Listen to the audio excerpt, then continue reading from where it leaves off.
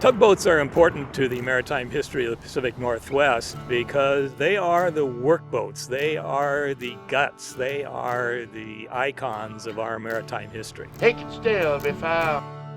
The Arthur Foss is really the quintessential tugboat of the Pacific Northwest. Coming aboard, it's a chance to get on board a tugboat, which you can't do anywhere else. The Arthur Foss is an 1889 wooden tugboat built in Portland, Oregon, and then basically spent most of its history in Washington State. We think it's the oldest operating wooden tug in the United States. It's got an amazing history. People generally love tugboats, and they love this tugboat especially.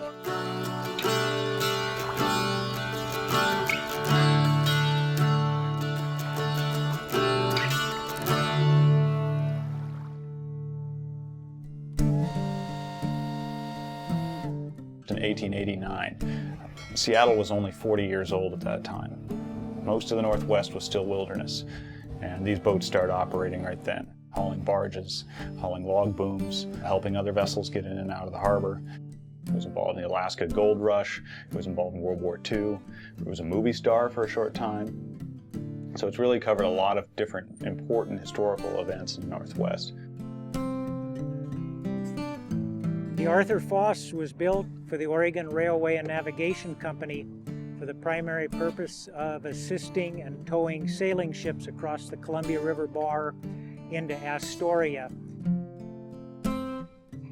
When the Alaska Gold Rush occurred in 1897, the Arthur was instrumental in towing barges of supplies to the gold rush town of Skagway to provide a service for the gold miners and the prospectors moving into the Yukon.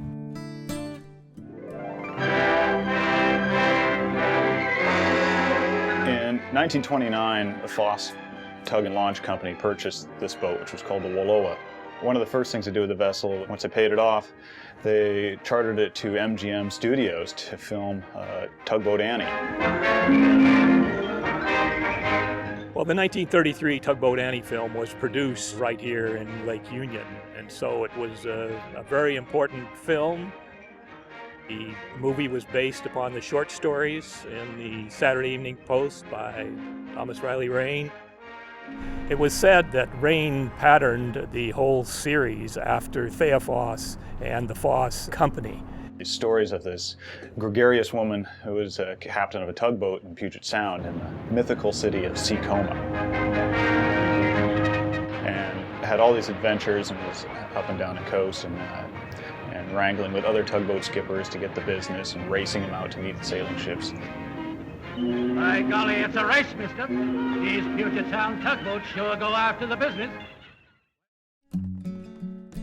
It also was involved in World War II. It was the last ship to make it out of Wake Island when the Japanese invaded Pearl Harbor. They were doing construction of military installations there, and the Arthur Foss was the last tug to leave Wake Island. It was a pretty scary moment for the ship, so within hours they painted the entire vessel gray using all of the white paint they had, mixing it with black paint or soot or grease just to put a gray coat on.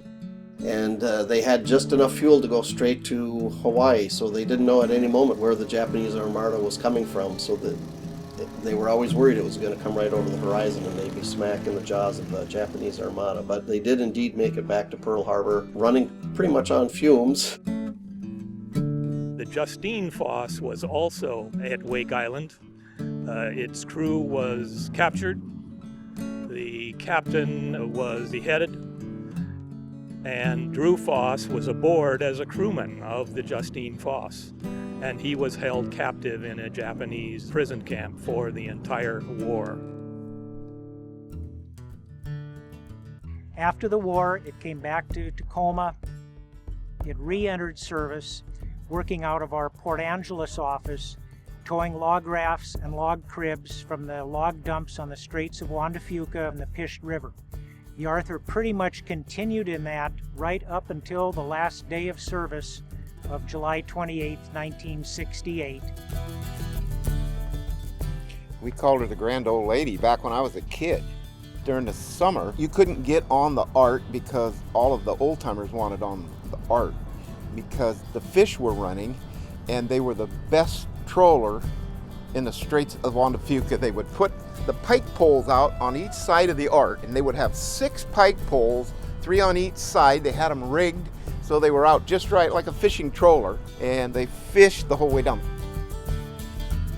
The Arthur was decommissioned in Tacoma in the fall of 1968, and in early 1970 it was decided that the Arthur was still a valuable piece of Northwest history, and it was too good to just sit in the boneyard.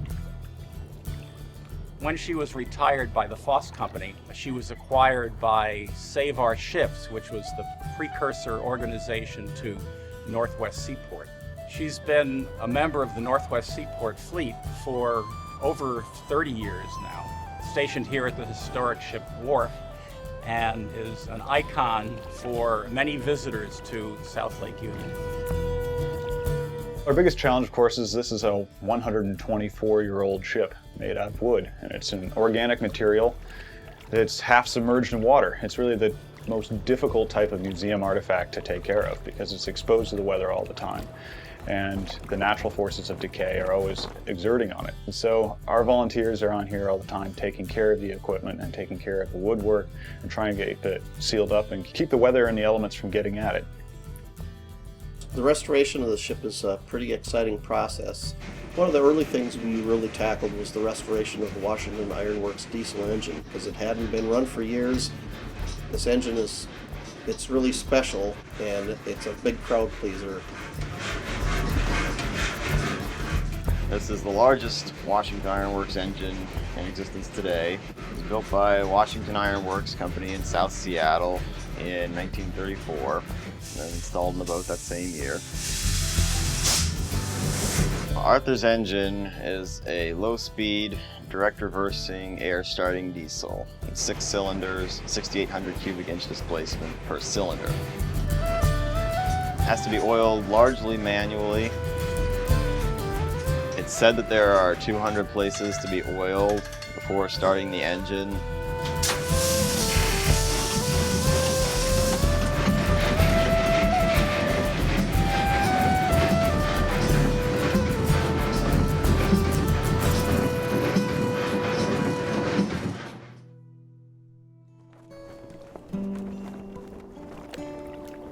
The Arthur Foss is one of 3 vessels that Northwest Seaport owns. Certainly it's a platform for education, but more than that, it's a place where we can serve our community. And the Arthur Foss certainly welcomes all ages for tours. We have shipwrights in residence who are learning the skills from other shipwrights. Education programs also include the free and very popular Tugboat story times that we host here every 2nd and 4th Thursday of the month. Another thing we do is we do a monthly shanty sing. So we preserve the history of work songs that were sung on working boats. Whether it's a cultural event, educational event, restoration, or just interacting with the public, lots of ways to get involved and keep this thing going.